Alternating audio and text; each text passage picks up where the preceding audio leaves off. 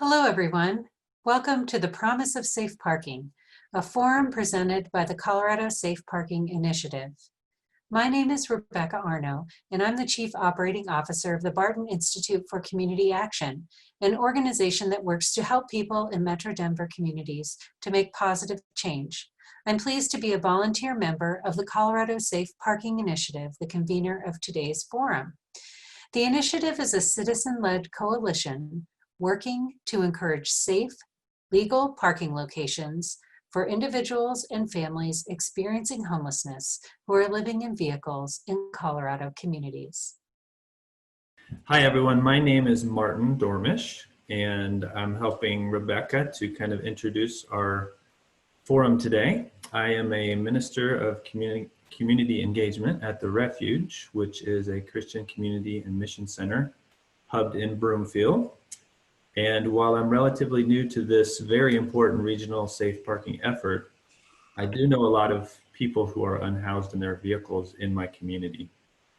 And honestly, I've lost count of the number of times they've told me that they have to find a new parking spot because they were afraid, or they got a knock on their car window in the middle of the night and were told, you can't park here, or move along.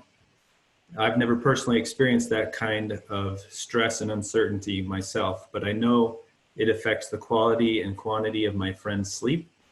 It affects their peace of mind. It affects their effectiveness at work, as many of them have jobs. And it definitely affects their overall ability to function and to work towards solutions to the challenges they face. So that's why safe parking and the Safe Parking Initiative have become so important to me. The very least we can do to live up to the good neighbor values that our communities profess is to organize, maintain, and offer safe places to park for our neighbors who currently sleep and live in their vehicles. And it's not only up to one or two municipalities or counties to offer these solutions. We'll hear more during this forum about the scope of the need to come alongside and support our neighbors who live in their vehicles. But in my opinion, this urgent need can only be addressed when each and every community in our state and region comes up with a safe parking solution. So many of you have been sharing your thoughts on the Mentimeter. So let's take a quick look at that and see where we are. Safety is the number one word, community. Safe, necessary, humane. So some wonderful words there that you have shared. Thank you so much. Today, you'll hear from a wide range of speakers on various aspects of safe parking. Here's our agenda. This is available along with the bios of the speakers on the event page where you logged in on Eventbrite. Our speakers will be sharing many details and points of view with us. If you have questions, we ask that you enter them into the Q&A section indicated on your toolbar. At the end of the prepared remarks, we'll have about 30 minutes to address these questions. We'll also address next steps and networking opportunities so that participants may be able to link up with others who have similar goals. To launch us off, we'll hear from Bill Sweeney, who has a long history of working on homelessness issues and is currently with Bridge House in Boulder. Bill will share an overview of safe parking and describe who needs safe parking in Colorado. Bill, take it away. So we'll start off with just looking at some basics. What is safe parking? Colorado Safe Parking, our organization, is encouraging the addition of safe parking lots to the programs that respond to persons experiencing homelessness. So there are many offerings. This is a new one. Initially, the specific programs would be designed and implemented in the 7 Metro Denver counties where a service provider, a site host, and a community agree that the Colorado safe parking frameworks are the best for program design and implementation. Solutions might range from an intimate program for a handful of people to a gathering place with the capacity of a mid-sized shelter. What are the benefits? Well, safe parking best practices have been developed in many states, including Colorado. Experience has shown benefits of greater security, less trauma, greater formation of community, more employment, education, and housing outcomes. All of these are benefits to the clients. Locales that host safe parking have benefits of reduced incidents, reduced social costs, greater integration into the community, greater roles for stakeholders, and fewer persons who are outside programming. Now, who needs safe parking? Many people who are experiencing homelessness are living in their vehicles. The top causes of homelessness are family breakup, unemployment, and eviction. Health and substance use are prevalent among people experiencing homelessness, but are not frequent causes of homelessness. Often, a car packed with belongings is the last asset of a person entering homelessness. Shelters are not an option because they are required to leave their cars and risk their assets. They may be couples who want to stay together. They may have a pet. It may be that the vehicle asset itself disqualifies them from receiving some services. And it may be that they have a history of trauma and cannot tolerate shelter living. Sheltering in a vehicle is often illegal and may lead to fines and a criminal record. There's a high risk of violence, theft, and even rape. There is no access to sanitation. The demands of homelessness are compounded by the expense and complexity of owning a vehicle. We will hear today about the experience of living in a vehicle. Now, how can this all come to be? Generally, sleeping in a car parked in a public space is illegal. In business and church parking lots, it may be a trespass. We are committed to a housing first principle as part of this program. Part of that principle is to combine services with programming that helps the participant achieve goals that will lead to housing or to a long-term outcome that is not homelessness. Colorado Safe Parking has created templates or checklists for developing and implementing safe parking based on best practices developed at sites in multiple states. The general description of how programs work will be part of what we talk about today. We will talk about hosting a parking site, providing services to participants, and involving the community in developing programs. May I have the next slide, please? So how many people are living in their vehicles? According to the Point in Time survey, hundreds of individuals and families are sheltering in vehicles in Metro Denver. That's one slide too many. A summer 2019 count in Longmont identified about 140 vehicles being used as residences. A similar count in Jefferson County identified 139 vehicles, which included 200 residents, including children. Every area school district reports families living in their vehicles. All told, the metro area may have 1,000 or more individuals living in vehicles. Most of them are outside the reach of services programming.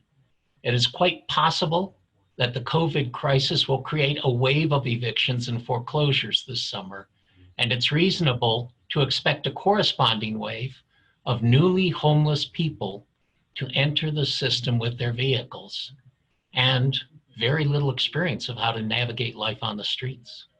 We will hear more today about the impact of COVID on the homeless community.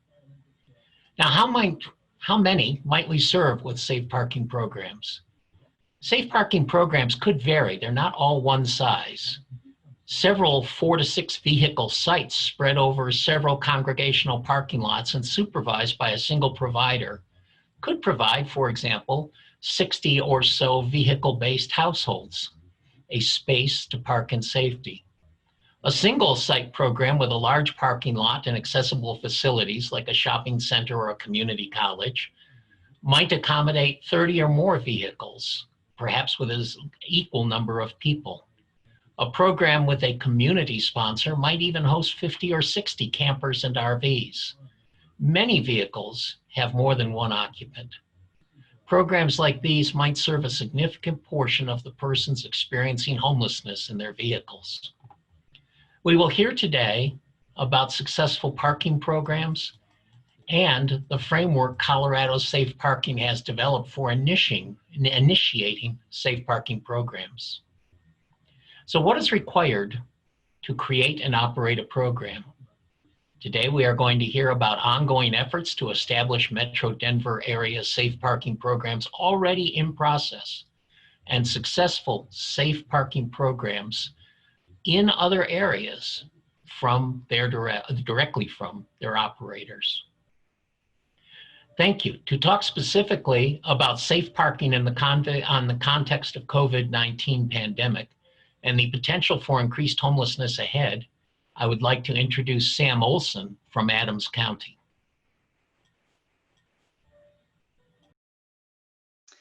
Thank you and good morning, everyone. As we all know, COVID has changed quite a bit in our lifestyles. This group has been planning the forum before COVID, and we, like many of you, have had to adjust quite a bit now that COVID-19 has spread throughout the communities. As the COVID-19 pandemic continues to unfold, many lives are impacted by loss of employment, higher risk of losing their homes, and heightened risk of infection and serious illness. Most recent data said that over 450,000 Coloradans filed claims for unemployment. And in June, evictions can resume in Colorado. We can anticipate a ripple effect as communities begin to reopen and work towards normalcy. We are dedicated to follow the trends in the coming months, as we are aware that when people tend to lose their permanent housing, oftentimes living in their cars is their next stop. Now we will hear from people with a lived experience living in their vehicle. Take it away, Rebecca. We're now going to hear from a young man named Matthew, who's going to share his experience of living in his vehicle. I do want to warn folks, the video is a little choppy and hard to watch. You might want to watch with your eyes closed if motion is a problem for you. Thanks. My name is Matthew, and I'm going to give you some context and the reason for why I became homeless and living in my car for a short time in January. Half reading off a sheet. I'm going to try to go fast to fit it in 5 minutes. I'm in my car and dressed up, mostly what you would have seen me as in January. And we're in my car because when it comes to testimony, evidence speaks its own volumes. That was my bed right there for pretty much a month. I'm fortunate enough not to have lived in my car for more than a month, but please take this with a grain of salt. There are a lot of people out there that are living in their cars indefinitely. It is a struggle for no matter the time, but harder the longer it goes on. So I'm by no means unintelligent, a little bit of a scramble brain, but I wouldn't say dumb. I wouldn't say wise either, considering giving testimony for having lived in my car for a bit wasn't the best. However, living in your car and homelessness don't always fall to skill or IQ or anything. For me, it was fortune and decisions and mental health as well. I'm bipolar 2, so that's its own thing, but reasons that got me here were a mix of recovering from a 2-year abusive relationship, living with a partner, being in a company that failed to support me in a regional management role that they promoted me to. Long story. My engine of a car, my last car exploded. The rod shot almost out the side, and I had to finance this car, and I'm under, and that's the biggest reason. I tried Florida for a couple months, came back here. Landlords were awful. Went through some agoraphobia virtually for 3 weeks. Was working deliveries and stuff. I've got a bachelor's degree in science for health promotion. Doing great now. Job coach, making good money, but it was hard. So to move on, I got here or there because of financial reasons, because of mental health reasons and because I really got tired of working for companies and with people that are not doing good for this world and this community. Call me ideological, but my wealth isn't money. My wealth is seeing this world in a good place, full of love, kindness. So anyway, some difficulties to explain about living in my car. It's hard to move around. There's no space. You look out at place. I've talked to the cops a couple times. You can't cook, you can't bathe, you can't go to the bathroom without using a public facility or a rented facility, and rented facilities cost money. Even if you want to find like a truck stop, those usually have free bathrooms, but there are some where you have to pay. Some people take advantage of people in those situations, and some people are very kind to people in those situations. I've seen a bit of both.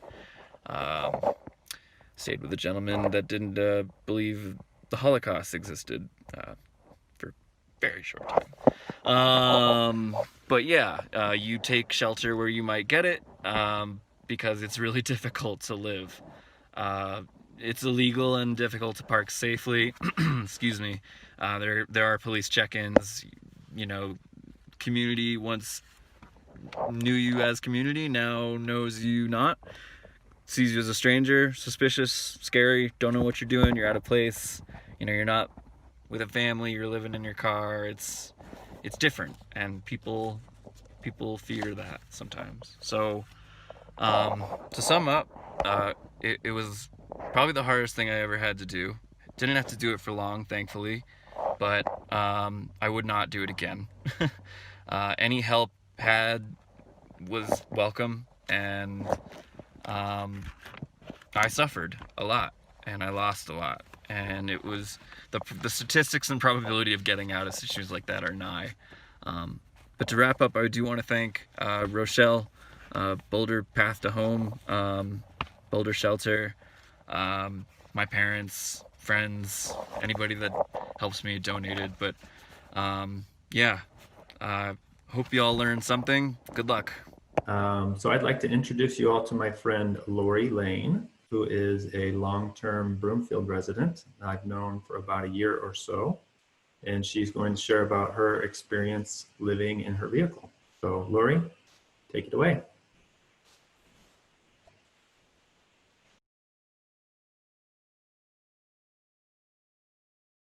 Can you hear me okay?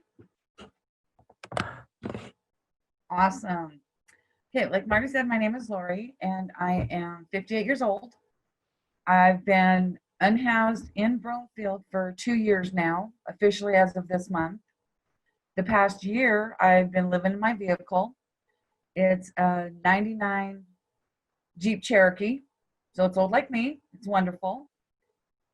But it's not the best that I would have chosen for myself, because I have to carry everything with me. You can't just leave it in your home and go about your business. You have to have everything with you, or you're paying the extra cost for storage, which can get expensive. And I do have a small one because I'm little by little getting my things back, earning them back, buying them back. But when you're in the vehicle, you have to choose what is safe to leave in your vehicle, because it's not secure. Anybody can break into it at any time.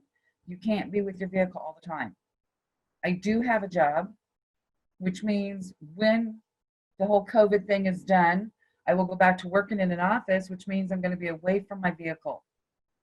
So your target. People can look in your vehicle and know who you are. I have had a couple of times where I work where somebody left a note to please not leave my car parked there anymore, because they don't want the homeless atmosphere there.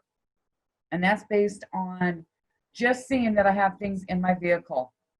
That's not even them getting to know who I am or that I'm there because I work. When you're in a vehicle, the cops do target you, because once they know who you are, they're gonna, and I have been pulled over several times just because of that, but I'm one of the lucky few. They pull me over just to say hi and see how I'm doing. So I do have local law enforcement on my side.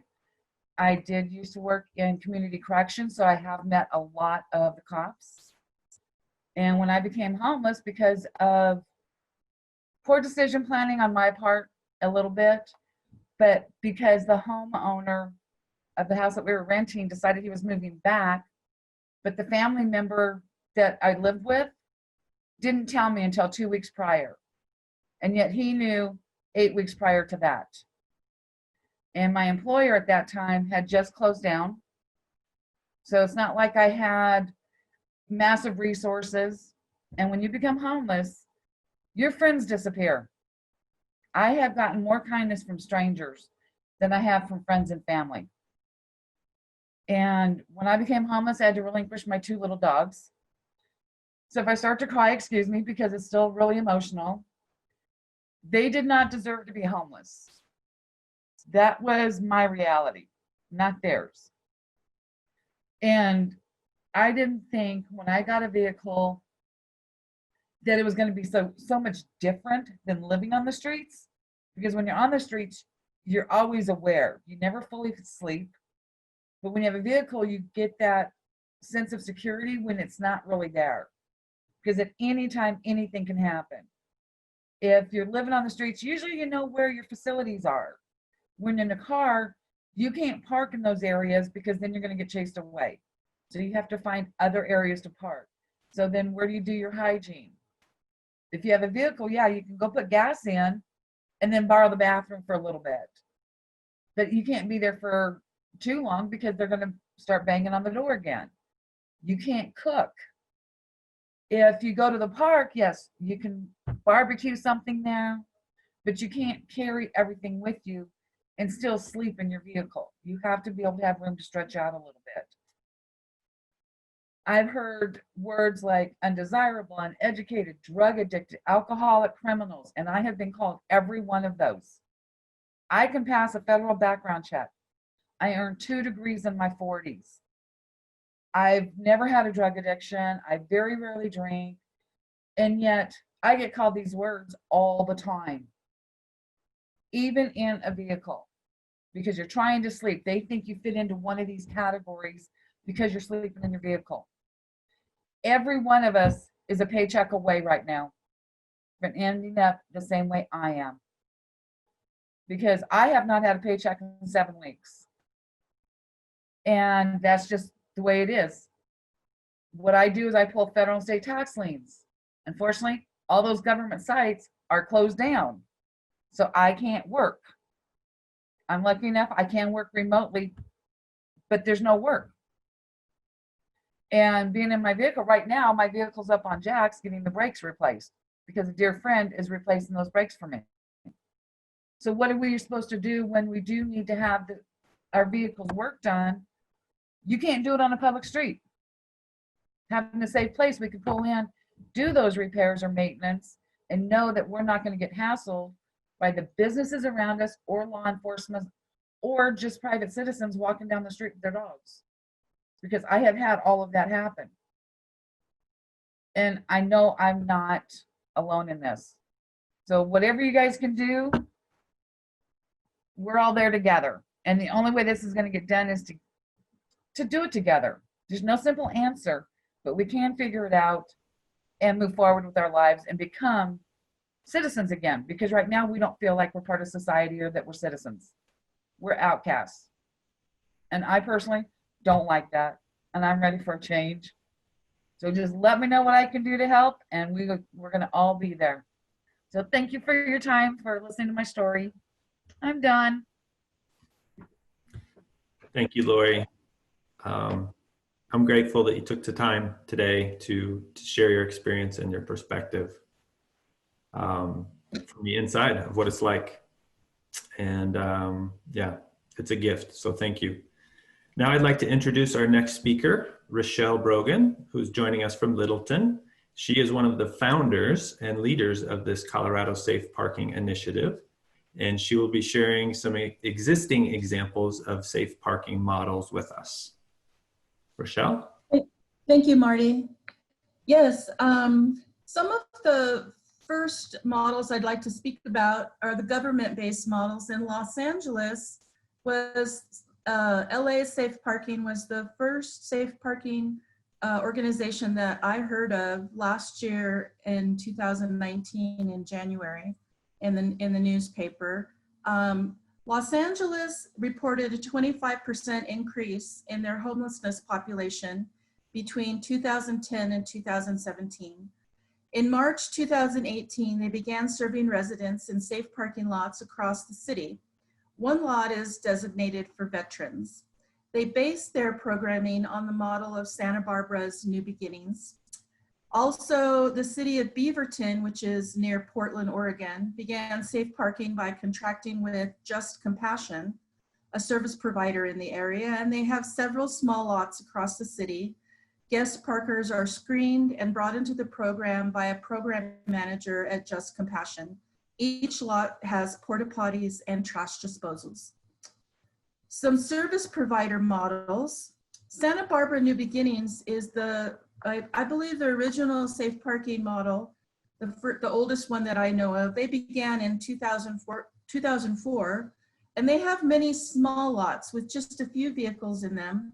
And their guest parkers come to the centrally located offices of New Beginnings in Santa Barbara for housing navigation, case management, and other services. San Diego Dreams for Change, founded by Dr. Teresa Smith, started up in 2010 and operates 2 lots in the San Diego region. One is a fenced lot for RVs, and the other is for cars and is located near a residential neighborhood whose residents are actively involved with the guest parkers, thereby creating a community, which we all know we need community to recover. There are some faith-based models. Broomfield United Methodist in Broomfield has started a safe parking program and is currently allowing people to park their cars and sleep in the parking lot, but they do not have much participation right now because of the COVID-19 response. Many people are experiencing homelessness are temporarily being housed with motel vouchers. In Littleton, my community, we would like to start a formal program, and we're searching for a local service provider to partner with, Colorado Safe Parking, and offer our congregation to offer a parking lot ministry to possibly senior citizens. There are some sort of, I would say, hybrid models. That is a safe parking program in Summit County, Colorado, is aimed at helping seasonal workers in the ski resort industry up there. The pilot began this year and has been so successful that it's been approved to continue. The worker parkers pay $45 per month to have permission to park there, and that pays for the porta potties. The Summit County Sheriff Department patrols the area, so there is no need to pay for security. Now, a great treat for us is to share with us her experience with the Dreams for Change safe parking program in San Diego. We will now have Dr. Teresa Smith give her perspective. Hello, everyone. I hope you can hear me at this point. Perfect. And I believe I can share my screen. Yep. Yes, I unshared so you can share. Perfect. Thank you. Well, thank you guys for inviting me to your forum. It really is a good honor to be able to share from kind of our experience and tell you a little bit about our safe parking program, what we do down here in San Diego. So I'm going to go ahead and make sure my slideshow is up and ready and share. Oh, except now I do. See, I got to share my screen first before I start my slideshow. Perfect. I believe share. Okay, here we go. Let's see, technology, perfect. So as I kind of mentioned already, that we started our safe parking back in 2010.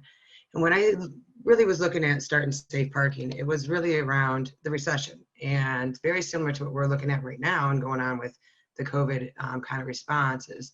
That we really saw this kind of new face of homeless that were coming to our centers that didn't fit into that kind of traditional shelter model for a variety of reasons, because you know, a lot of them just had lost jobs, lost homes, and you know, the shelters were really for those chronic homeless and didn't really address the nature of the homelessness that individuals were facing around just being that kind of transitional. And, you know, they didn't want to expose themselves and or their families to that kind of shelter system. So that's kind of where we, you know, started that kind of idea of we needed to do something. And what we kept hearing was, yeah, they had a vehicle. And for us, we take everything from a kind of asset building strategy, and really saw that vehicle as that kind of last asset. And we knew if they lost that vehicle, that there was, you know, the high probability that they'd end on the streets and really start that cycle of chronic homelessness. And the cost of that, you know, is so high to deal with versus something as simple as a safe parking when that requires, you know, a very minimum cost. So, you know, we opened our first lot just a little over 10 years ago in April.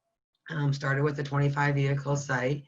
And then over the course of the years there, you can see we've had various lots across the city, a few different contracts, city contract in there for a bit. And then now at our current time, we have 2 sites that we're operating.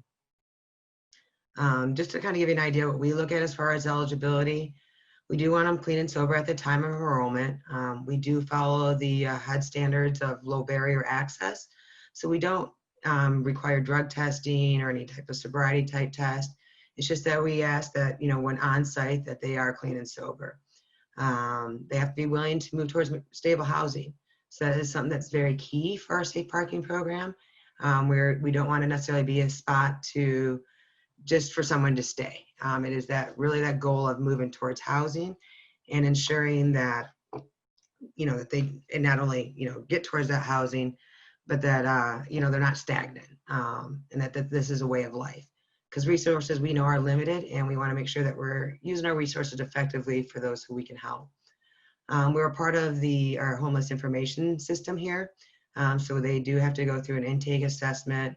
We do use the VI SPDAT system here, so they do get ranked.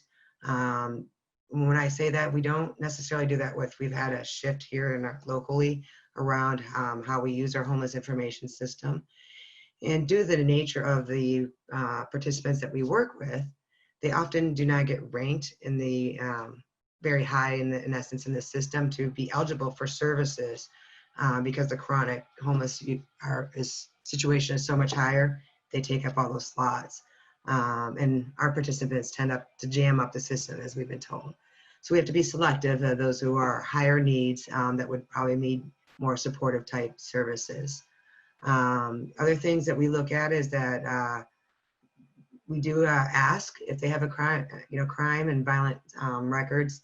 It's not a disqualifier for the program. The only disqualifier is the registered sex offense or crimes against children, because we do have families with children and we want to make sure we're keeping a safe environment. Now this last, I haven't updated this slide, I can see this last one, it says no RVs, motorhomes, or campers, exception of our RV pilot. So we do have one site we've been operating now for a little over a year with RVs. And it's been a very interesting year, to be honest, with RVs. And it's definitely a different population than those who are just living in cars. And it comes with a lot of extra challenges. Let me just leave it at that. Some different challenges that come up and deal with RVs. For us to access our program, we have basically, they can call us. We work with our 2-on-1 system. We do try to pre-screen some people before arrivals to make sure that, they are appropriate and that, they are looking for housing. We do typically have a wait list. So we ask people not just to show up on site so they can save for their gas, unless they're a family with children. We do not ever turn away a family with a child. We will always make space for those individuals. Let them stay in it. Yeah, if we have space, we'll let them stay, obviously. So for us, we run a 6 to 6 kind of program. Now this is pre-COVID response. Currently, we are operating 24 hours in this stay-at-home order that we have here in California. And we implemented that pretty much as soon as the stay-at-home order went into place. One, to keep everyone's, hopefully to try to minimize contact within our environment and to try to keep everyone safe. But one of the quickest things that they lost access to was restrooms. So we knew that during the daytime that they wouldn't have access to really restrooms. So we allowed them to stay, in essence, 24 hours. We do intakes right on site, and we do all our services right on site. Between our 2 different sites, one site just has tables in the parking lot. The other site, we do have a little kind of office space that we can utilize. We have case managers right on site. We'll have volunteer groups that will bring different meals at different times. Clients must sleep in their vehicles. We do not allow camping outside of the vehicles. A lot of that goes down to zoning type of issues and making sure that we're staying in with zoning ordinances and regs that we carefully walk the line of a lot of times. We do have quiet hours overnight. And then we have volunteers that kind of watch the site at night and ensure that everyone leaves in the morning. So we do not employ security guards at all. We never have. So when the first 3 years that we started the program, between myself and a few volunteers and basically anyone that I could beg, we did stay overnight on site with the participants.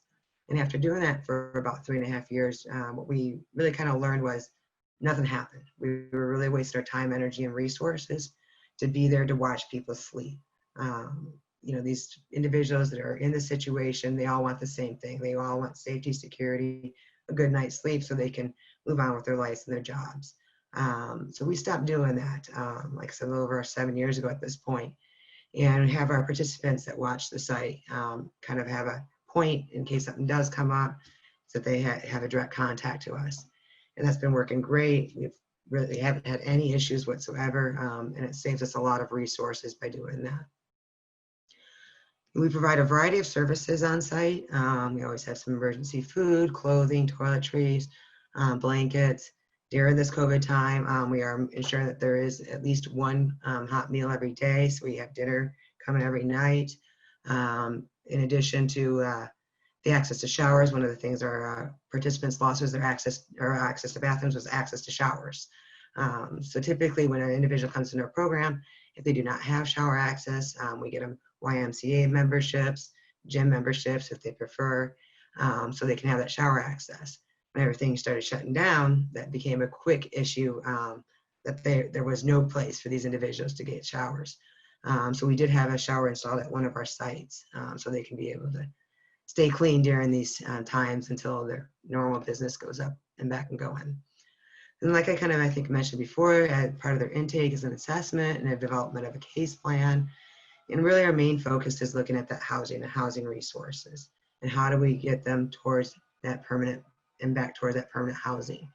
And sometimes that means using some diversionary techniques and really looking at some of the systems and networks that they may have not considered in the past. And along with looking at all the finances to make that happen. So one of the other pieces I want to talk about that always comes up when I get asked to speak and when people look at this program is around security. And it's been a big debate, I know, here in California.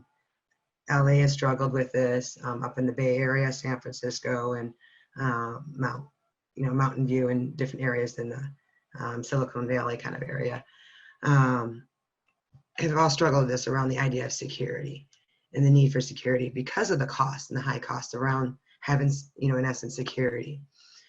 And every time these conversations come up, I kind of use this as my base. I go back to my clients and said, hey, because people come out, oh, you should have security. And so I'll go back to my clients thinking, okay, maybe I should, maybe I'm missing something. And one of the biggest things that almost every time they come back and ask to me and say is, what did we do wrong that now you need to put security here? So it kind of took away from that kind of community aspect that we create on site. And when we really get down and look at it, it was, well, we don't have security guards walking around our house usually. And because they really see our sites as their home, and they kind of treat it as their home. And they try to, look out for each other and look out for the space. And for them, it was more of a, that way we criminalize, how we criminalize in essence our homeless. And that's, kind of how they felt around that.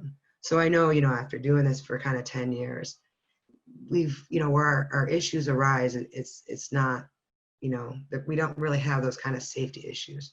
Yes, this can be a stressful environment.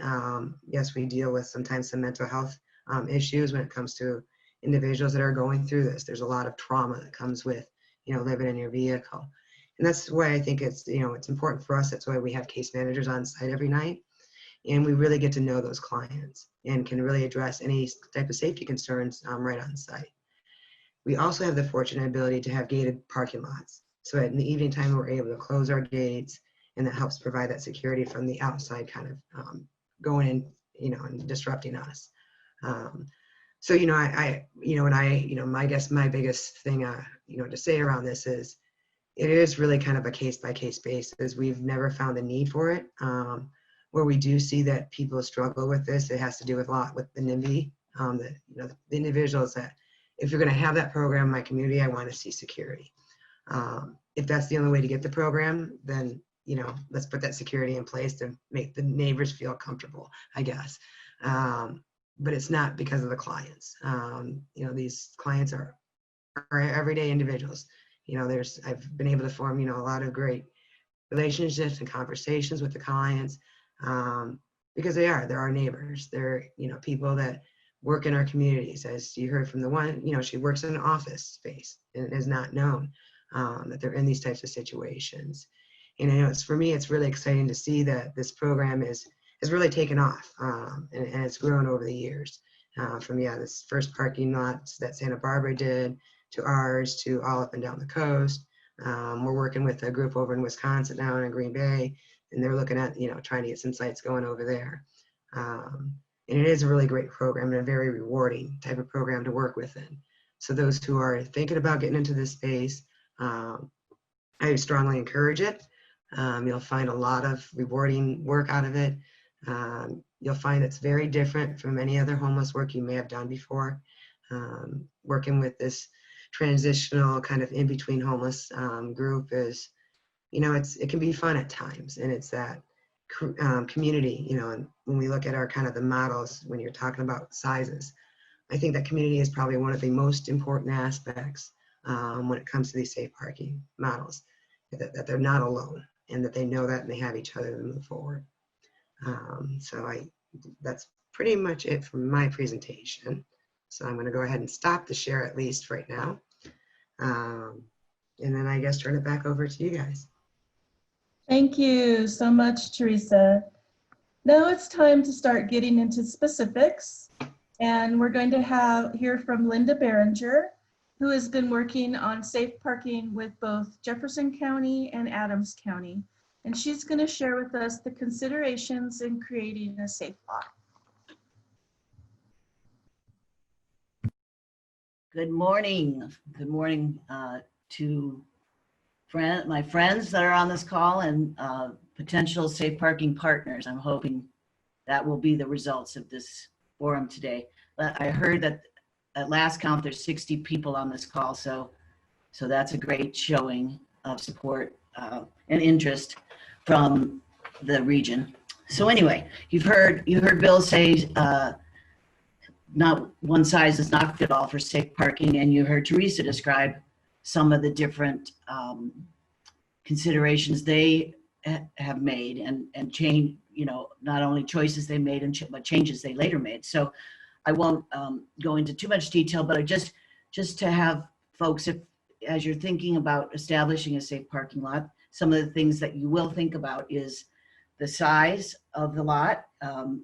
It could be that the lot can only accommodate 3 vehicles, or it can accommodate 100. I mean, you really have to consider the size of the lot. You also want to consider the type of vehicles. As Teresa mentioned, the RVs is a consideration, campers, cars. We do know in the metro area, especially in the suburban counties, we have a significant RV challenge before us, as housing has been expensive and RVs have been a choice of some folks. So that's things to consider. We also want to consider the service population. Are you going to serve families or individuals or veterans?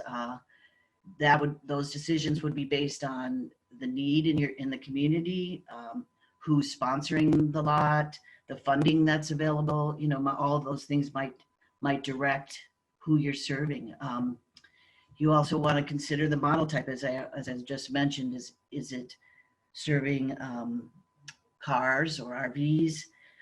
You want to consider the hours of operation. There are lots that are open 24 hours, like Teresa described. Their lot changed to that model, but previously to the COVID response, there were lots that were open 24 hours.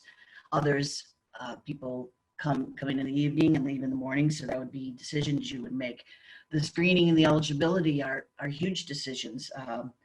Do you want people to have a criminal background check? Are there legal requirements? Does a vehicle have to be legal with insurance and valid plates? Does a person have to have a driver's license? The willingness to participate in the program. These are all considerations, but you also consider the other sides. Are the services voluntary? Is it a housing first model and trauma informed? Is it considered a harm reduction model? These are all decisions you would make in deciding on your lot. Teresa spoke about security, and it's a huge conversation. Every time I engage in a conversation with someone about safe parking, security comes up. But what we've discovered is that security is very expensive if you have to hire it. So, best practice has shown that it's not necessarily necessary, that the people parking in the lot provide their own security. So again, another consideration. Of course, trash and sanitation are huge, and obviously you can't operate a lot without having taken care of those two issues, and especially in these times, having hand washing stations and things like that. So then other considerations are the case management and housing navigation. I know Teresa mentioned that their program is required to participate. That's a wonderful model, but someone may choose to have a different model where participation is voluntary, and the goals can be differing. The end goals. Other things, optional things that you might want to consider would be having a partner with car repairs to provide car repairs on site, or at a local garage. A towing service, unfortunately, has been known to be necessary at some lots. Whether you could have access to electricity. We all know for people experiencing homelessness that ability to charge their phones and electronic devices has become really critical, because during non-COVID times, libraries were frequently a place where people could do that, have that service, and now that's gone, or temporarily gone anyway. So having electricity would be one thing. Meals provided. I've heard of models where community brings in, the local community brings in meals every night and in the morning, which is a wonderful thing, and a partnership with the community. So having someone come on site to help folks access benefits, mainstream benefits, would be an option, or mental health and substance abuse services, children's services, deposits and rental assistance. So for folks who are able and ready and willing to access more permanent style housing, you would have the supports needed to make that happen. And then something we have to consider in Colorado that's a little unique from other safe parking models is we have severe weather here. So in the winter and in the summer, the heat could be a consideration too. So we have discussed having a motel voucher fund to get people out of their vehicles when the weather is life-threatening and into a motel. Partners to consider would be housing authorities to help with housing vouchers, human services, mental health and substance abuse, food banks, local car repair and towing, local community groups and restaurants, other housing partners, and the homeless liaisons from the schools. All of those would be awesome partners to have. So as you can see, lots of decisions to make, and lots of conversation. To move on, one of the greatest gifts that the Colorado Safe Parking Initiative has received is support from the University of Denver Grand Challenges program. That has provided us with so much expertise and knowledge and incredible support. So we're really grateful to that partnership. And so our next speaker is Dr. Paula Cole, Professor of Economics, who's going to talk to you about the potential cost of all these things that I named are either critical or optional elements of safe parking. So Paula? Great, thank you so much, Linda. And hopefully everyone's enjoying this presentation this morning. It was so much great information already. I'm just gonna speak briefly about the cost in terms of kind of thinking about it. I think the main thing about the cost is really kind of the type of partnerships you develop and what level of services you might wanna provide those who are staying at a safe parking space. So at the low end, you could have a lot for around $5,000 a year, which would primarily cover porta potty rentals, right? So it's just kind of you're providing a parking space, you're providing restrooms, and that's kind of really minimal in terms of what you're offering.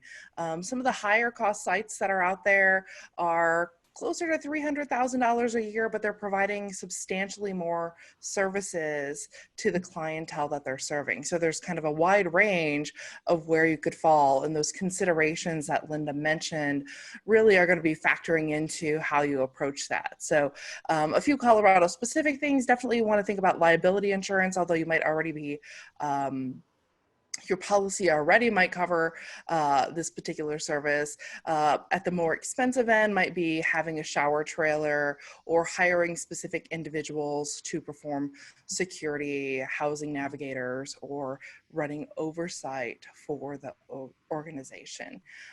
If we could jump to the next slide, Rebecca. I think an important part of that piece is not only what the site needs to serve the people, but also thinking about those living in cars and what expenses that they're dealing with and how you might provide additional support for them. Colorado actually ranks 11th in the nation as being one of the more expensive states to own a car in.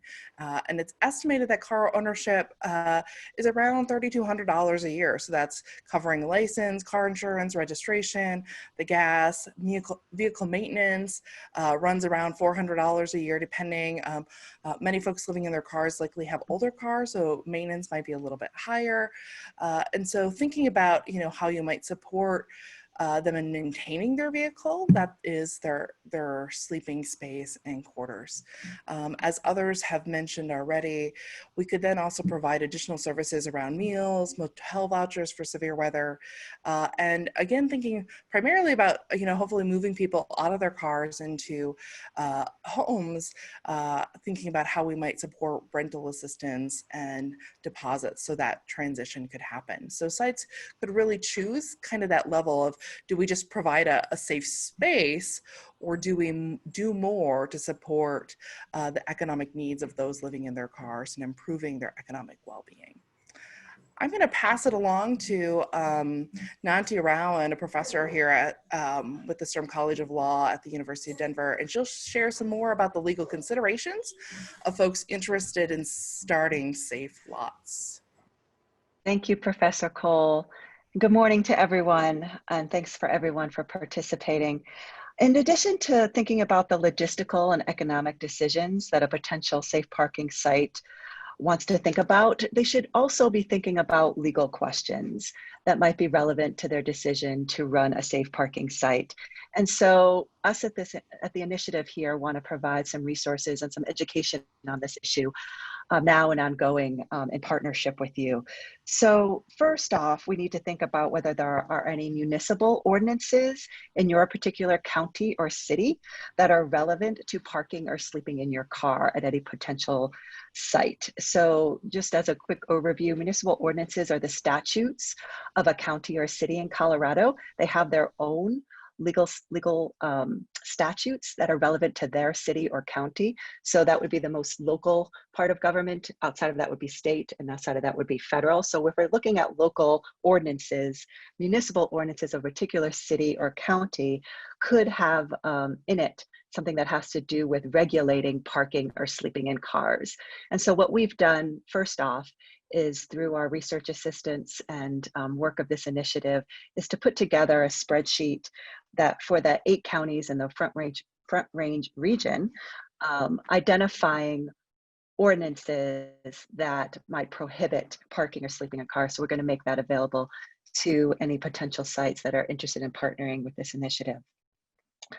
It's going to be as comprehensive as we can make it, and give you actual links to the ordinances themselves so that you can read it yourself and see how a particular municipal ordinance might affect your particular site. The second area of law that we want to help you with is to figure out if there are any zoning regulations that are relevant to the site that you're thinking about having a safe parking initiative. Generally speaking, zoning regulation is about land use regulation. So if you think about it, as local governments thought about how to regulate space, they're thinking about concentration in urban populations. They're thinking about managing density. And so there are regulations in our zoning codes about what you can and can't do on your land. And so it's a creature of local government. What that means is that it's going to vary widely by jurisdiction. Some zoning codes are going to be favorable, some are going to be pretty stringent. And so you need to be able to identify what zoning code you're in, zone district you're in, and then what zoning codes are relevant to your district that are applicable when you're talking about safe parking. So what we've done is we've created a handout that we will provide to anyone who's interested about how to first figure out what zoning district you're in for your particular address, for your particular site, and where to find your zoning map. From that, you can identify from that district, what regulations are involved. So what's your zoning code? And we've created a pretty comprehensive spreadsheet that gathered together the zoning code pieces that have to do with sleeping in your car or parking, and what's prohibited or what's permitted. We are gathering information right now about whether or not it makes sense to think about map ordinances, map amendments to those regulations, such that if you are in a stringent one and you need to think about, my address has a pretty stringent code, we're not sure that we're going to be able to allow this. What's the process for getting a map amendment, which can be quite onerous? As well as we're thinking about campaigns with our city councils to try and get some laws passed that would allow for zoning amendments for safe parking. Those are all part of the initiatives that we're thinking about through our organization to help potential providers, provincial sites with their legal questions. Obviously, we're not able to provide legal advice, even though we've got some lawyers on this group. What we can provide is resources and education. So through our website, the calosafeparking.org, and through these types of meetings that we're having, either through webinars like these or other resources, maybe listservs, we'll be able to provide that information for you and give you some resources and education about your questions on these issues. Lastly, we're also going to provide some model agreements.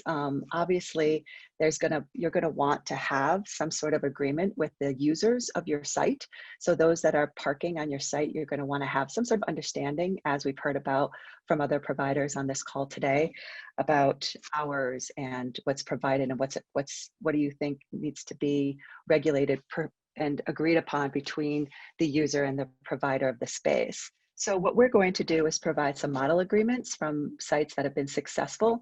One size does not fit all in this space, but we will help you with some model ones and think through some of the checklist of issues that we've identified here in the call. So that way you can think about what sort of written agreement you're going to want between your users of your space. Happy to take questions at the end of this call if you have questions about those resources. But right now, what I'm going to do is I'm going to pass it back to Rebecca Arnau, who's going to speak about the importance of building community support.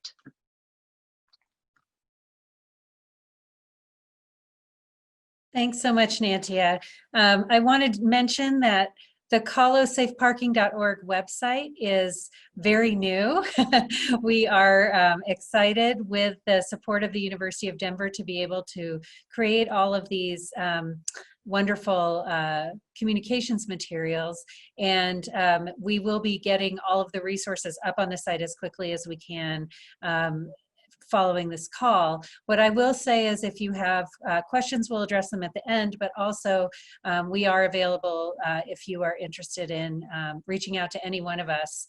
You can email calosafeparking at gmail.com and we'll be glad to connect you with whoever on this call it might have the answers to your questions. That's what we're here for. All right, so when you're thinking about starting a safe parking lot, you're going to need to take into account the concerns of the surrounding community. Your goal, hopefully, is to turn NIMBY into YIMBY. Yes, in my backyard. You want to determine who your community is and really think about who can say yes or no to this site and make it easy for you to have a site or difficult. So once you know who that target audience is, you want to figure out what do they care about? What are their concerns, their wishes, and their aspirations? And then you can use some of the wonderful messaging that has been developed about safe parking around the country and that we here at Colorado Safe Parking Initiative have been working on, and combine that with what you know about the interests and needs of your surrounding community to really help folks understand the importance of this work, to create a messaging framework that really addresses those concerns and helps people to understand that, in fact, a safe parking lot can be a part of a community that delivers services to people who really need it without doing scary things like lowering property values and things like that. The next thing is to figure out what the best message medium is, so how to deliver your messaging, and then also who the best messengers are, who in your community is really trusted, who do people listen to, and think about, especially if there's somebody in a community who's a trusted individual who started out being a NIMBY and has themselves moved to YIMBY, that can be an incredibly powerful messenger for your messages about your safe parking site. Neighborhood meetings are often a part of the process of developing a site like this, and they have their own extremely complex dynamics depending on the community. And we would be glad to help you and provide you with support as you think about those neighborhood meetings and think about how to address the concerns of neighbors. The most important thing is to go into neighborhood meetings being well aware of the concerns that you are going to hear in that meeting and already have good messengers and messaging ready to address those concerns. As you've heard on the call today, having the voices of people who have experienced living in their vehicles can be incredibly powerful. And if those individuals are willing to join in a neighborhood meeting, that can be extremely powerful as well. But there are lots of resources available. There has been Professor Ruan and her students at the University of Denver have done a significant amount of research about messaging that works related to homelessness, and we would be glad to make that available to you. All right, so now you've heard a lot of nitty-gritty details about starting a safe parking program. And many of the current locations that are considering this, as Rochelle mentioned earlier in the forum, are religious congregations. And we have several congregation representatives on the call with us today among our audience. So Rochelle is going to talk a little bit now about how congregations can get started thinking about and discussing safe parking. Rochelle. Thanks, Rebecca.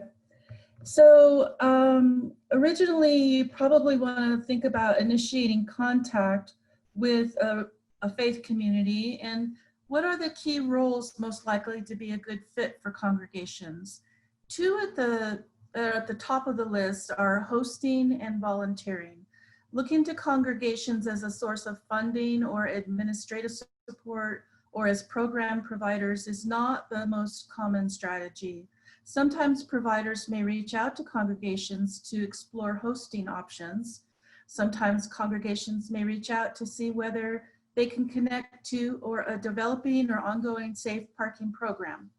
In the earliest stages, provider and congregation alike will want to get to know each other's leaders and key contacts and begin to understand what each has to offer and what needs each has to fulfill. When you develop a relationship, mutual respect and the development of a long-term reciprocal partnering relationship is the best arrangement. A host and a provider each have much value to offer the community seeking a safe place to park, and each has constraints on what they can accomplish or contribute or agree to. For example, a congregation is best able to explore the feelings of its neighbors around a potential safe parking engagement. And while providers best able to explain the needs of those seeking parking and the program designed to achieve security and positive outcomes for all. Lastly, engaging in a program, mutual respect, careful execution, over communication, clear boundaries, and shared responsibilities are the key attributes of long-term success.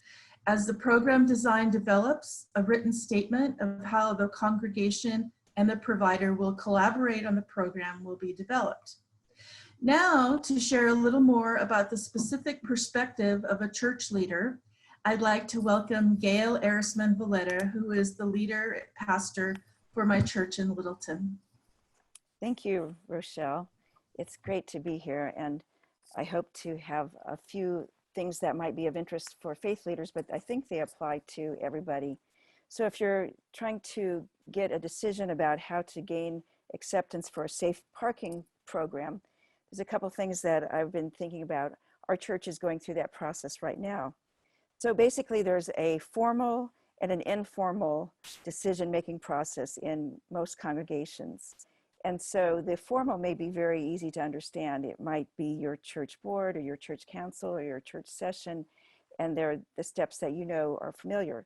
The informal aspect would be those persons who the other people look up to, and so their opinion might sway and persuade others to think about, well, is this really going to work for us, and what would be, what are the concerns and the fears that surround that decision? So you want both of those groups on the same page. And so by talking to them about your hopes and your fears and asking them what are their hopes and fears, then you have a chance to move forward without a roadblock unexpectedly in the formal process that you're trying to accomplish. The other thing that we have decided would be helpful is to call this a pilot project, so that if we decide to become a host site, we haven't signed on forever. We've just given our permission to look at this as a pilot, and that gives us a chance to see if it's a good fit for us or not. And the other part of that would be to have a mid-course corrective about halfway through your pilot time slot. So if it's pilot's a year, then maybe it's 6 months. You agree that we're going to stop and see how this is working for the participants and for our volunteers and for our communities. So those are the things that seem to be ways to preempt any possible barriers that might arise and try to be proactive, as we've heard from many of this great information we've heard from these speakers, how to work with your neighborhoods and your churches. Thank you. Thanks, Rochelle. All right. Thanks so much, Gail, and thank you to all of our speakers.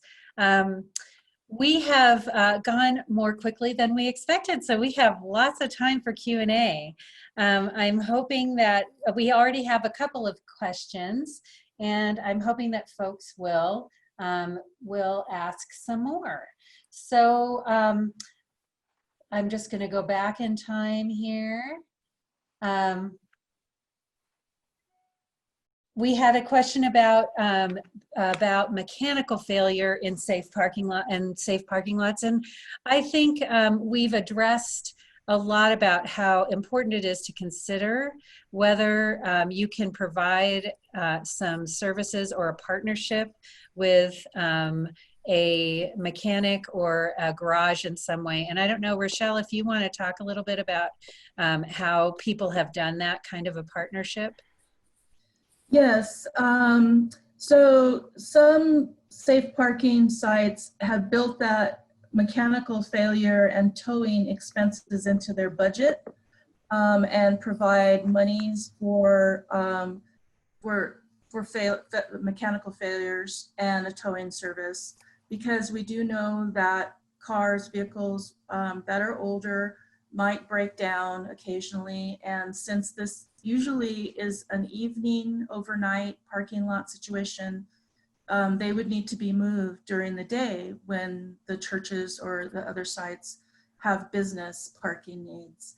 And some just to have a partnership with a local garage that is agreed to provide reduced cost mechanical repair and possibly towing service similar to AAA, where they come out and can tow you for a reasonable amount of money or free to a short distance to the garage. So there's some different options, but that definitely needs to be thought about when we're doing this. Great, thanks, Rochelle. We have a question from Amy about what does safe parking look like for families, especially those with very young children during extremely warm and extremely cold weather. How do you address safe sleeping environments for families that have infants and toddlers given the lack of space in a car? And I'll just ask any panelist who has some information about that if you can respond. I can, excuse me, I can respond. This is Linda. One of the things I mentioned in things to consider, the things to consider list, was the fact that we do have extreme weather in Colorado, and both heat and 3 days over 100 degrees is considered life-threatening, and weather under 32 degrees is considered life-threatening. So in both of those cases, we would build into the programs motel vouchers so that no one would be expected to stay in their vehicle during those severe weather times. So that would be a part of any program, I'm guessing. Can anyone speak to the infant toddler question? I think that one of the things that is important to think about is that there's safety involved. In the winter in Summit County, the people that were parking had to run their vehicle to have heating, and periodically on the hour they would wake up, turn on the heater, run the heater for a while, and then turn it back off. And we need to make sure that there's safety involved, that there's no carbon monoxide poisoning, which has happened, I've read about in California, when vehicles were parked too near a fence or a curb, the carbon monoxide filtered back into the van and killed a young family. So this definitely needs to be a safety issue, as well as there are partnerships that we have with Severe Weather Shelter Network. So what would be a good idea too is that now that if you have a safe parking site, we know where people are congregating. When there's going to be severe weather, we would be able to access all those people, warn them in advance, notify them of a safe place that they could shelter, and maybe provide access to transportation over there if they didn't want to use their car. So there's lots of options for that. And they have been pretty successful in Summit County keeping people warm, but I don't think that involves families. But we do need to think about infants and children and older people and pets. So all of these are very vulnerable populations that we're talking about.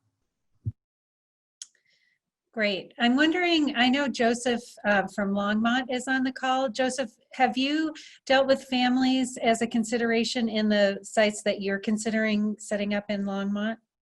Yes, absolutely. Hi, everyone. So I'm literally in the process, even as I speak on this call, developing protocols and procedures for our Longmont sites. The first church that we have our program starting at, we will have family prioritized. And the church has been gracious enough to give us a community room that we will be able to serve meals in. It will be a community space with internet access. And also, in speaking with the church, there's a potential that we could use it on an emergency basis for weather. So it'd be prioritized for families that could stay there. So if you are working with a church, see if that's a possibility where there could be a family priority room. That's something that I'm working on right now for this very reason and this very question. So yes, that's something I'm actively looking on from a priority standpoint. Our first lot will be mixed use, but prioritize families and those in a vulnerable state first and foremost. And so, yeah, until we get some families in our lot, I won't have direct answers for a lot of this. But obviously, the severe shelter network isn't going to be available for families, so we need to have options for them. And I know there's motel vouchers for families with the EFA network in Boulder County and some other networks that could possibly utilize in emergency weather situations, but they're very limited and generally a one-time use only basis. So from a safe parking standpoint, yes, we probably are going to need to have fail safes for families. Great, thanks, Joseph. We have a question about whether participants will get a link to the presentation and speakers' contact information for follow-up. And the answer to that is yes. We are recording this presentation, so we'll be sending out a link to that. And we'll also be sending out a link to, we'll also be sending out contact information for all of the panelists, so you can get in touch with folks directly. Our next question is, are there any safe parking sites that partner with city and county governments? And if so, what are the successful governments? And would the government play a role other than just zoning and legal considerations? So I'm not sure if anyone knows about a safe parking lot that has a partnership with government, and maybe Teresa, if she's still on the call, could potentially answer this in San Diego. Yes, most definitely, I could. The government here has been honestly all over the place. It's a very political issue. The government really for the first 7 years had across city, state, county, really didn't want much to do with the program at all. Their focus has always been primarily the chronic homeless, and this was something that basically wasn't really in their bandwidth to even consider. Now, there was a shift here in San Diego in towards the end of 2017, when we went through the hepatitis A crisis that was ramping through the homeless community, mostly almost predominantly on the street. It didn't impact our safe parking clients because there's not very little crossover between the chronic system and then, you know, the other system that we basically use with safe parking. But the city saw that as a quick win to say that they're addressing homelessness, and got into the safe parking business. So it wasn't, they did it just because, yeah, like I said, it had nothing to do with wanting to really be engaged with safe parking, but more of a response to the hepatitis A crisis. Since then, they still currently fund some safe parking sites. We've had a lot of issues around vehicle habitation ordinances. And so they've been pressured through some different legal actions to kind of maintain some various safe parking sites. They do it in the form of funding, primarily as their role. They've provided some actual locations at this point in time. So they've taken some city properties and identified to be used for this program. And then they also try to get into some of the day-to-day operations of the program. My biggest suggestion is when working with governments is to, you know, one, yes, funding's great. Property is awesome to be able to leverage any type of existing city and government type properties. But I caution with having them get involved with your program models. Definitely, you know, go with what you know is best practices, and you know, and kind of structure it that way. Now, San Diego County is a very large county, and we have multiple cities. We have a little over 20 cities across the county. And within each different kind of city, you get a different reaction.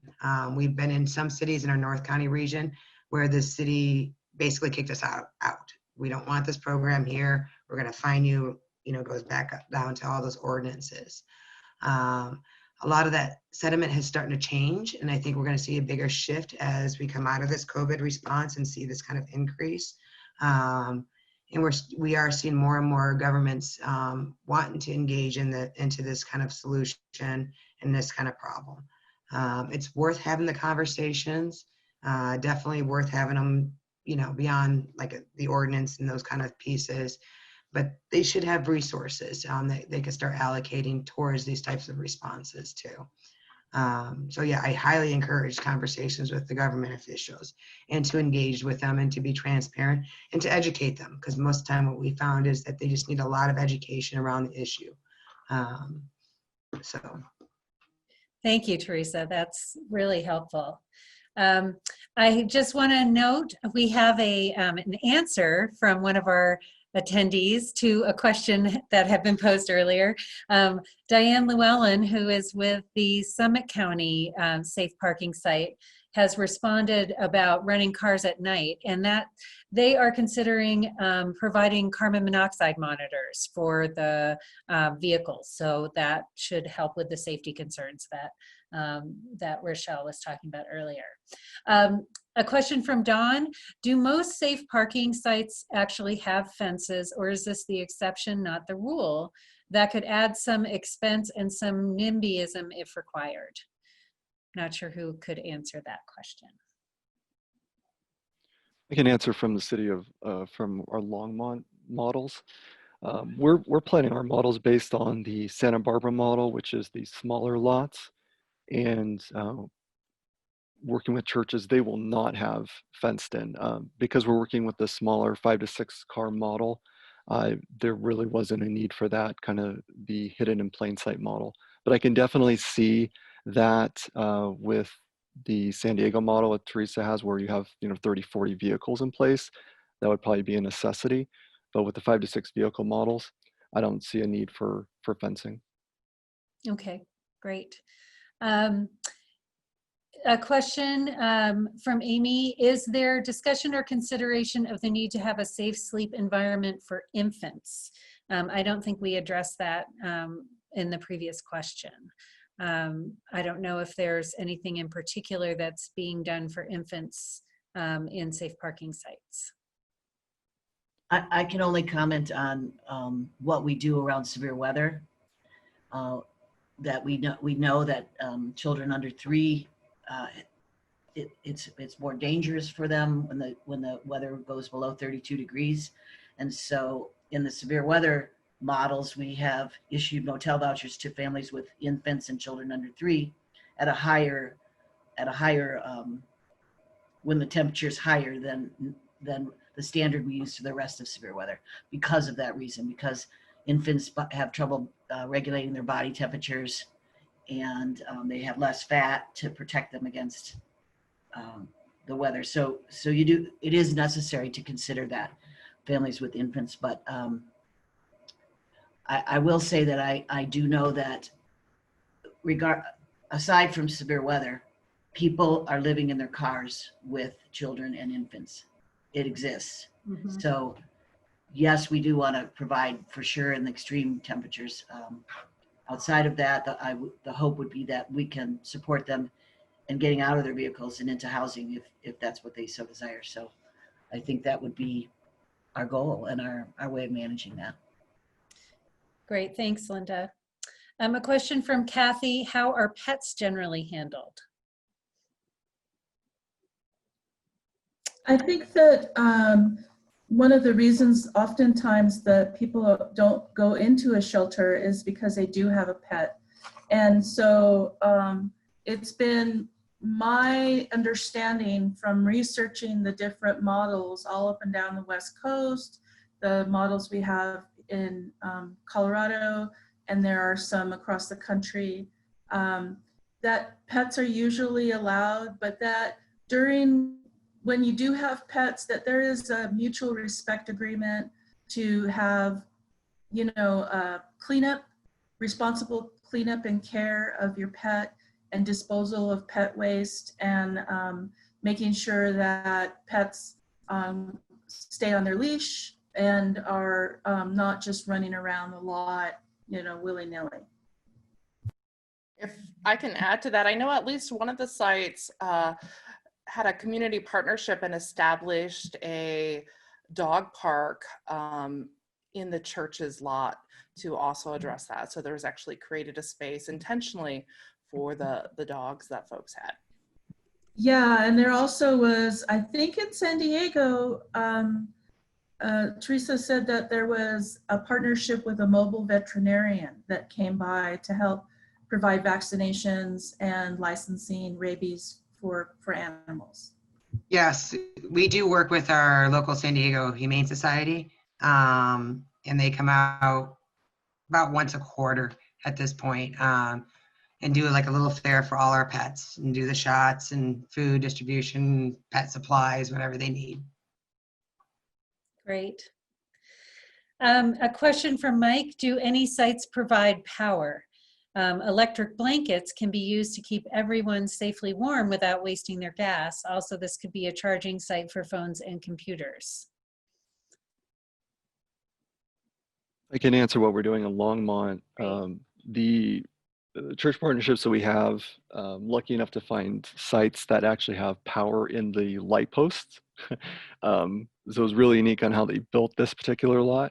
So I'm actually going to have power in the lot itself, and then there'll also be charging opportunities when folks are able to go into the community room each evening and each morning. So that was an important aspect that I looked at, is from a power standpoint for charging electronics and phones and tablets and things of that nature. So yes, at least our model in Longmont will have power on site at the lot. And the secondary lot that we're looking at will also have power running from the church to help with charging. That's great. We have a question. What are the benefits of having a mixed population model versus just families with kids?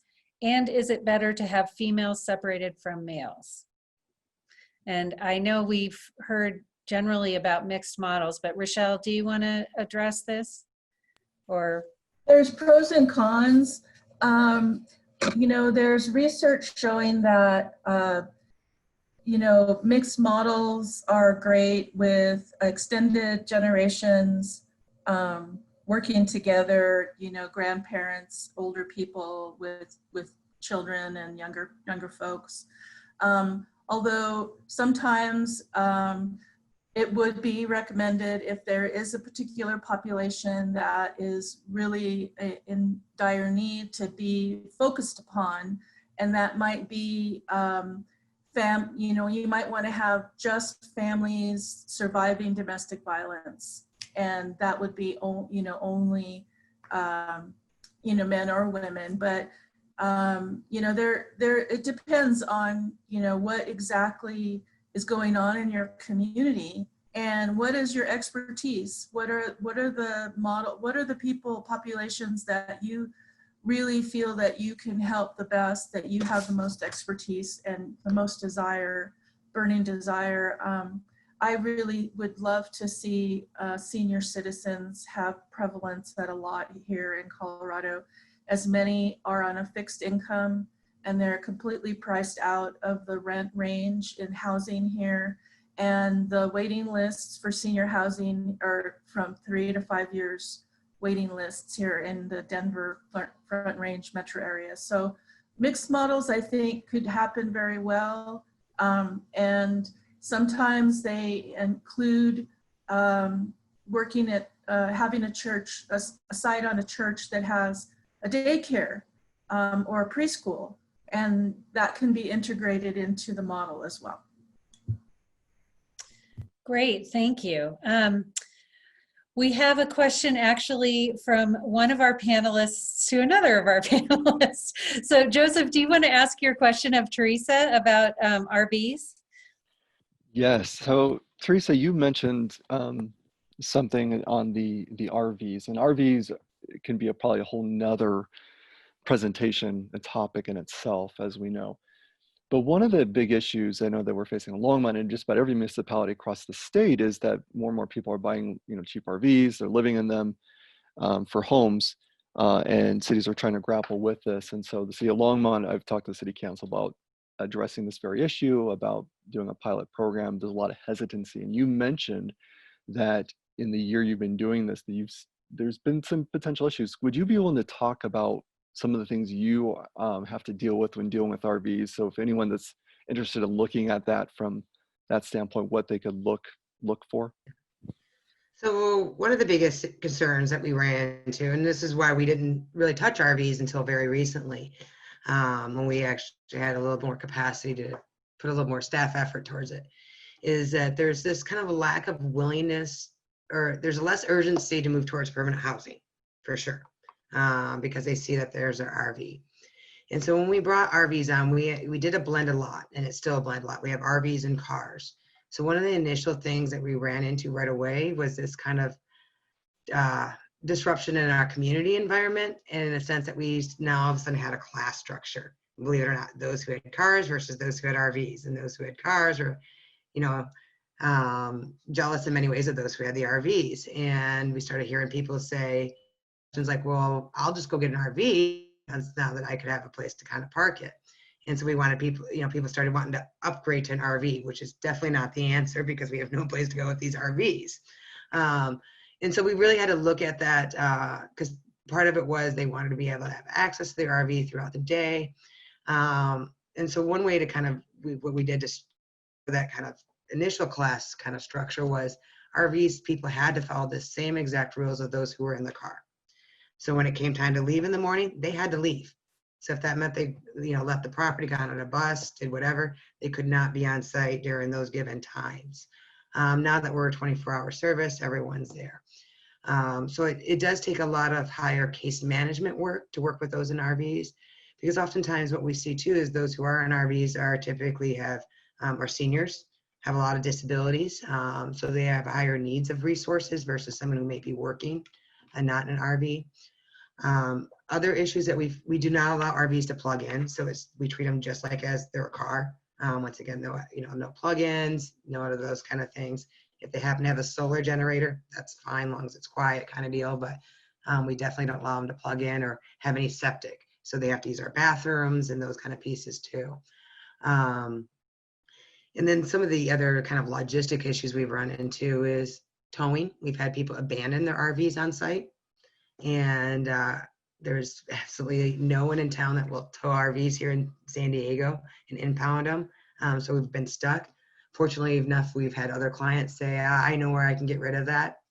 I'm like, okay, it's yours. And then they take it away. I don't ask questions. They take it away. One guy, I think he's scrapping them. He's breaking them down in the metal. I have another one this last couple weeks ago that caught on fire. So we had one that just went up in flames. They go up, literally it was up and gone in less than 4 minutes. Engine kickback, he was trying to get it started, engine kickback, something happened, caught it all up in flames. So there's some other kind of levels around that.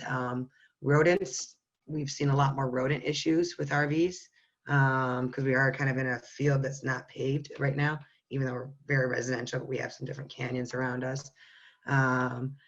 So those are some of kind of, some of those kind of logistic type of things, obviously with size type of things. So, and then the residency piece comes into play, which is why, we have cars move on a regular basis because we don't necessarily want them to establish that residency to where we have to go through an eviction process if we have issues and have to have them removed. And so with RVs, with having them stay physically on site, we're walking a very fine line with residency.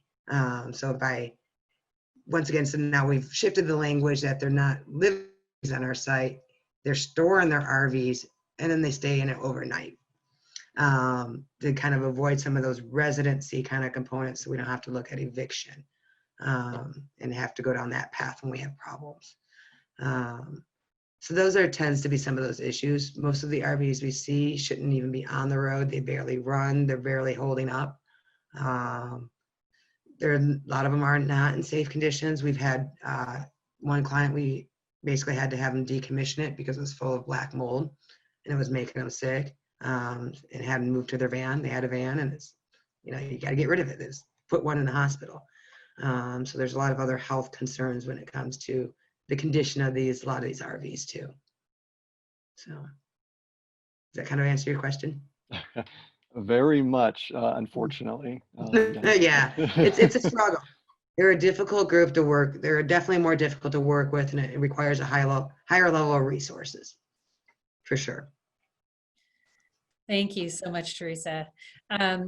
So we have a comment in our Q&A from Don Bird in Broomfield about the partnership between with the Broomfield Police Department and their emergency task force.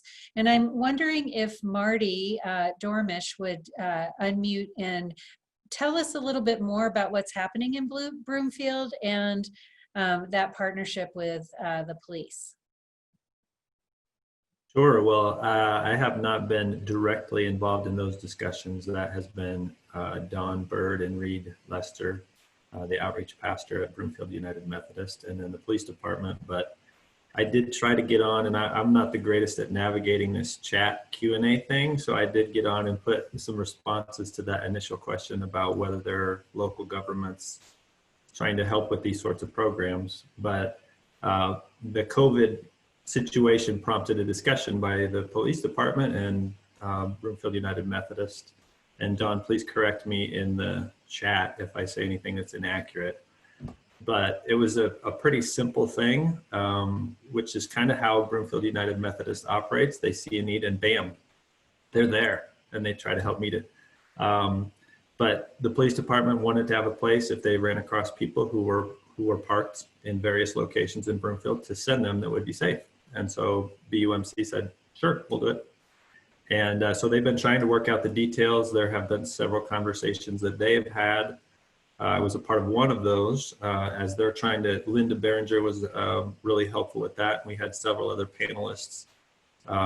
Daniel from DU also was on that call, try and help troubleshoot some of the questions we're covering today in this forum to come up with details and how they want to shape their program. But they just started a couple weeks ago and they have welcomed their first guest.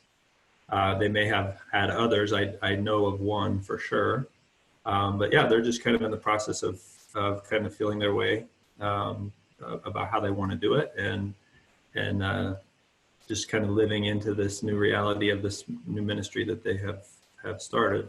And it also kind of folds into another ministry, a shower ministry that they have opened up as well. In their gym, they're allowing people to take showers by appointment 3 days a week, which is also a great supplementary ministry kind of wraparound service. So, and I mistakenly at the beginning mentioned that BUMC's safe parking was the first official one, but that obviously is not true because Summit County's has been operating for a lot longer, and there's the Longmont efforts and the Littleton efforts. So there's a lot of things starting to happen, and yeah, so I'm grateful to at least be on the periphery of that.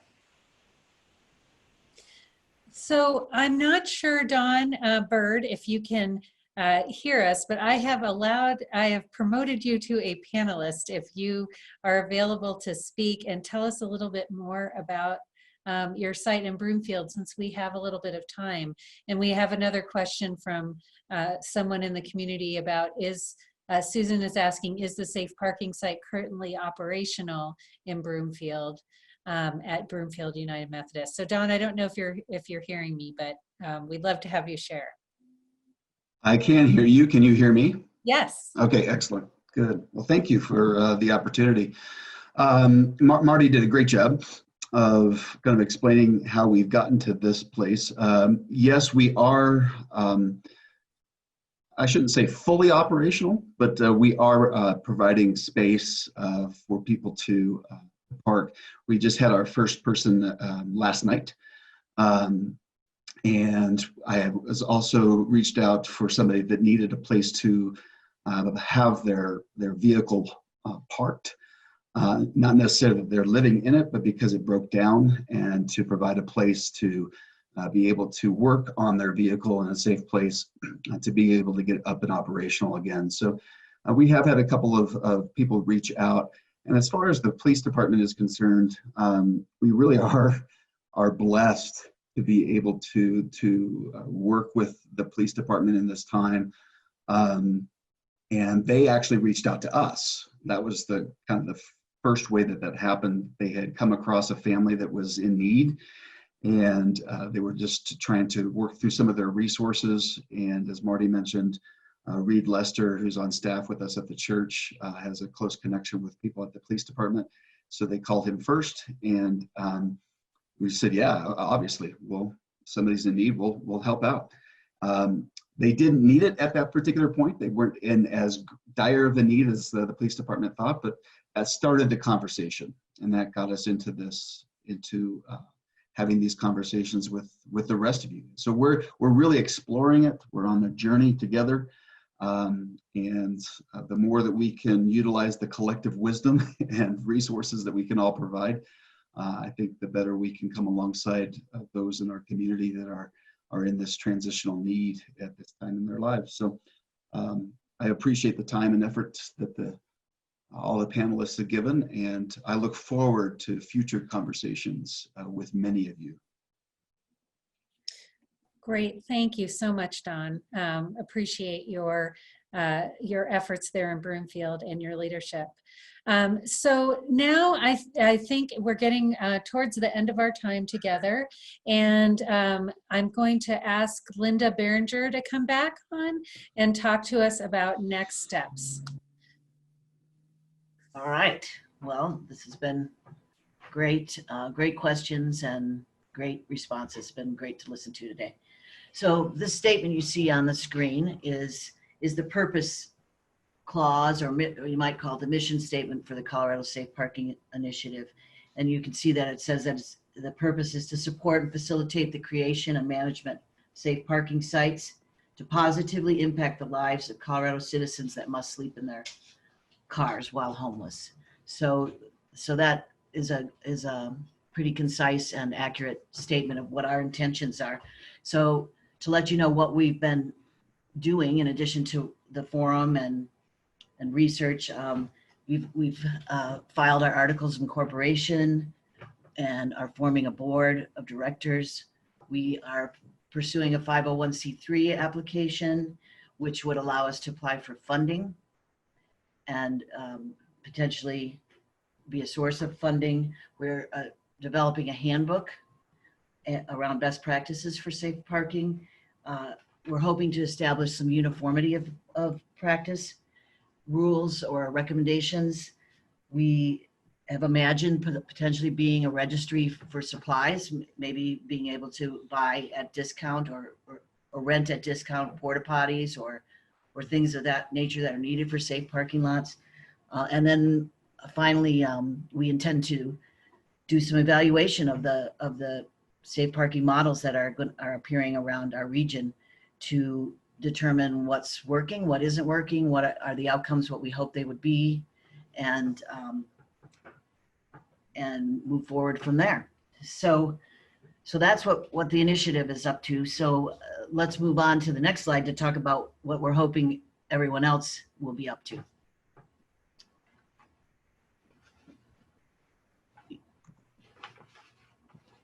Linda, before I go to the next slide, I'm gonna interrupt briefly. We had a question from Mike about how intake is handled. And I think this might refer to Broomfield. Do they first contact through email or phone? Is this usually done off-site? And then somebody else asks if someone in Broomfield approaches them, should they send them to the Broomfield PD? So I wanna just answer see if we can get those questions answered by Don or Marty before we go to the very last slide. Don, are you still here? I'm still here. I just don't know if I'm muted or unmuted. You're good. Okay.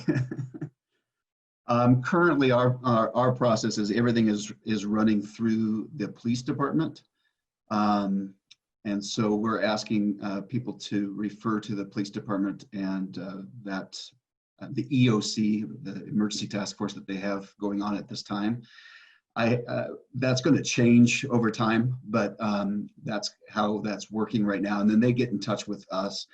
For the most part, they want to be able to provide some safety and security. We've got the part of our parking lot is along a busier part of the street, so they're able to patrol that a lot easier. And so that's something that they've asked from us.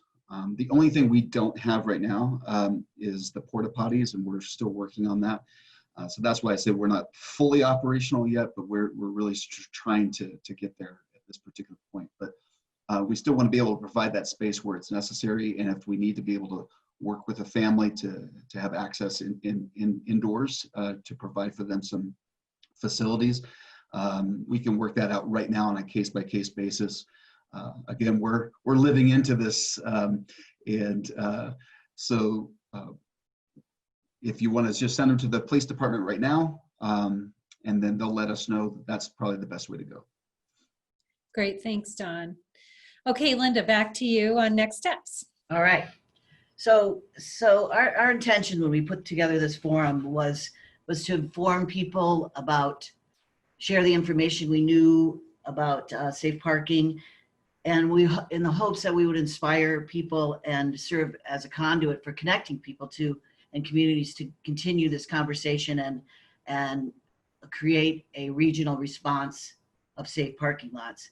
So this is a call to action. I hope you've heard that in our message.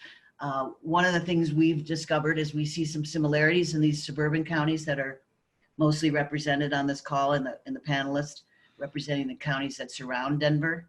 We see some similarities in terms of need and the resources available. So there's a potential there for possibly sharing some of those resources when providing it in one county isn't the most efficient way of doing it. Maybe we cross-county provide services, and you know, you can consider things like if a lot in Broomfield is for families, then maybe the next lot over that happens to be in Adams County is for singles. You know, just really sort of coordinating how we provide this effort, you know, and meeting all needs. So I'm hoping that people will start to think about here, how can I get involved, and what is my interest? And so to help us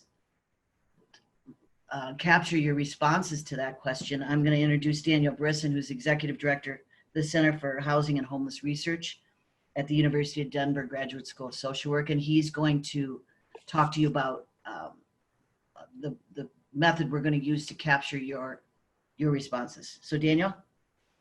Yeah, thanks, Linda. Thanks, everyone. Thanks particularly panelists from outside Colorado. So informative hearing the voices, and in Colorado, the voices of experience, I think, really provides a depth that I was looking for and gained a lot from. The Colorado Safe Parking Initiative wants to be responsive to the community.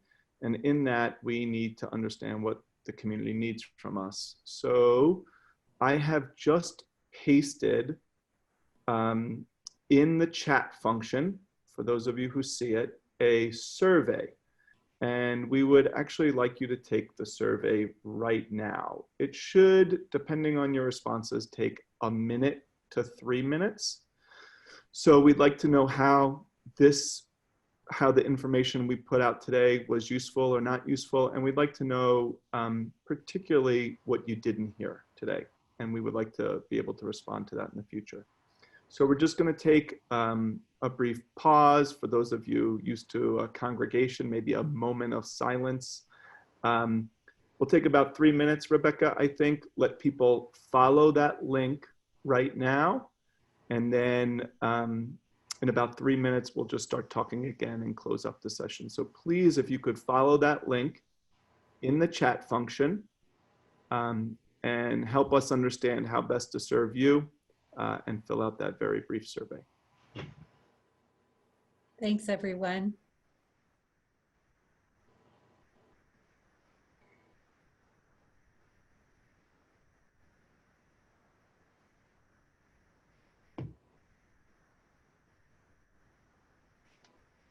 I'd like to take this brief moment to thank Rebecca Arnault and her coworker Heidi for their wonderful technical expertise. This was a challenging project, and originally we thought it was going to be in person, which would have had different challenges to it. But with the virus crisis, we had to go virtual, and it required a level of expertise that's way beyond my abilities. So I'm very grateful. Thank you both, Rebecca and Heidi. Thanks, Rochelle. It's our pleasure and the Barton Institute for Community Action's pleasure to be involved in this project. Seconded.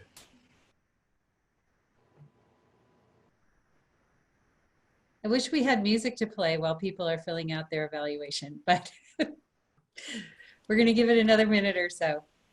Rebecca, you could just start humming. You don't want that.